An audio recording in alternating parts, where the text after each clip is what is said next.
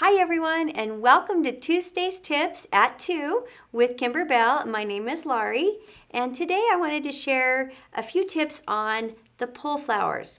Now I know we've done a previous video on pull flowers, but that's when you would use the entire strand or length of the pull flower.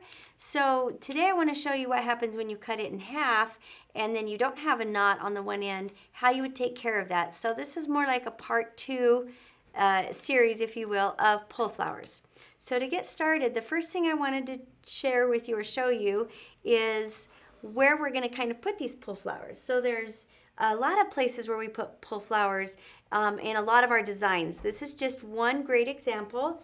As you can see, there's 3 little pull flowers here. However, we've pulled them apart and we do have them in other locations. Now you can also use a single pack if you want on such things as your table runner, for example. So on your table runner, you can see there's a kind of double of everything. And what it is we've used one pack and we have actually cut them in half and utilized them. So that way you are able to use just a single pack and make an entire table runner, if you will, or just make the flowers go a little further if they're not quite so full, so you can bunch 2 or 3 together.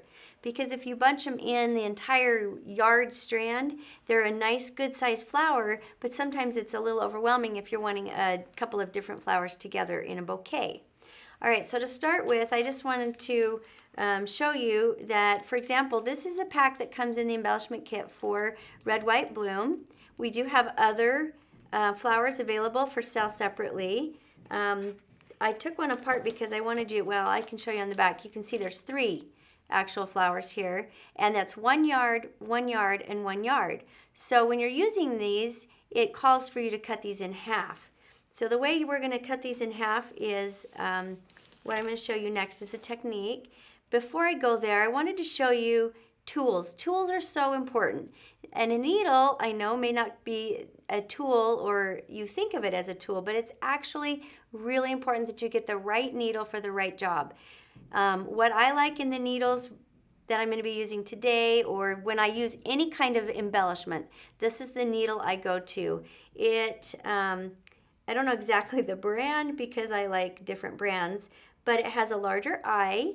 And I like the ones that have the gold on the top. They're easier for me to see when I'm threading them. As well, it's a longer shaft, as well as nice and thin, yet really sturdy, so that it will go through these thicker things and these thicker layers. Okay, so that's what I'm going to show you today.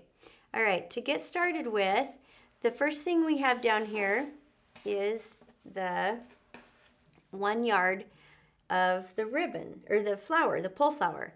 So what we're going to do with the pull flower is, since we're going to use it, we're going to cut it in half. Well, one end already has a knot.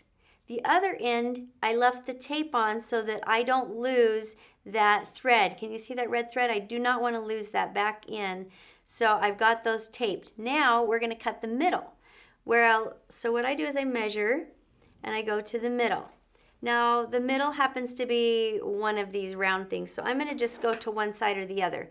But before I cut it, I add a piece of tape because I don't want to accidentally lose that string back in. So I'm going to tape it and then I'm going to cut it. Okay, so now I have my 2 strands. We're going to work with the strand first that actually has a knot on the end, or no, does not have the knot, because I want to show you what you would do with the piece that does not have the knot. Obviously, if it has a knot, you're great. So as you can see, I've got tape on one end and this clear plastic or clear tape on the other end, okay? So the end that I just cut does not have a knot. So what I'm going to do is I'm going to actually grab the thread so that I have a hold of it. Okay, and then I'm going to peel the tape off. Now I'm going to peel the tape off as if I were peeling it out away from the rest of the ribbon, and there's a reason for that. If you peel it the other way, you have a tendency to accidentally pull the string out. We don't want it out, we want to keep it in. Okay, so now I've got it in. I'm going to actually I'm going to tie a little knot, and the knot may slip through the hole. So still keep a hold of this knot. This knot is not, this knot is just a place for us to grab with our next part of the tip. Okay, so I'm just gonna tie it twice, so I have a little bit of a knot to grab. Now that I've got my knot to something I can grab a hold of, what I've done is I've taken the needle that we've talked about, and I like to add 1 or 2 strands of floss. The floss is wonderful because the floss is strong. So I'm just putting my needle right through the knot, and I've already got a knot on the other end. So now I've got these two, now I've got a long piece. I'm going to kind of lay it over here so you can see it across the white. I've got a long knot. See that? The string. So now I know that that is not going to slip off that direction. Okay? Now what I do is I like to take this and I'm just going to sew right through.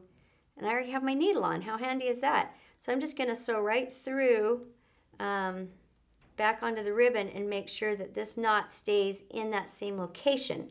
Not only do I have a knot with the string, but I have a knot that's tied on this. So now this won't slip. This won't slip any further. Okay? Now I'm going to get my other end that had the tape, and I'm going to pull the tape off in the same direction away from the rest of the flower. And now I'm going to take that string and you pull your pull flower. Okay? This is super easy to do. Look how quickly I pulled that pull flower and I just made it right into a flower. And now you simply tie these 2 strings, and you have 2 really big strings to tie together, which makes it that much easier. To me, I just found that this was a lot easier way of tying my flowers together than trying to glue it or anything, because it's like a ruffled edges, so it's hard to do that with. Now that flower looks great. It's ready to sew on. So I'm going to tie 1 more knot just to hold it in place. And you can do it with either string, whichever works best for you. And I just think this is such an easy, simple way of tying a knot. It keeps the flower in place. You've got string from this side, string from this side. Makes it very easy. You've already got your needle, and you just simply start sewing it right onto your project. Now another thing is I like to I'll place this where I want to put it, and then I can see that I want to put 3 flowers. So what I'm going to do is take just a water-soluble anything. It doesn't matter because it's going to be underneath the flower, and I'm going to mark my pinpoints where I'm going to put those 3 flowers.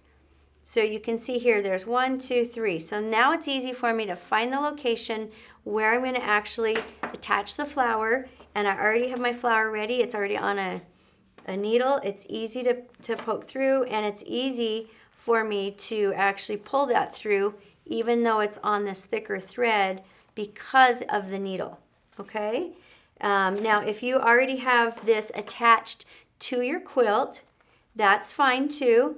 When you go to attach this, sometimes you just want to gather, and I'll just show you right up here at the top. You'll just go down and back up, and you'll sew it on that way. That way you're just doing it from the top and not all the way through. So it depends on your project which way you're going to sew that.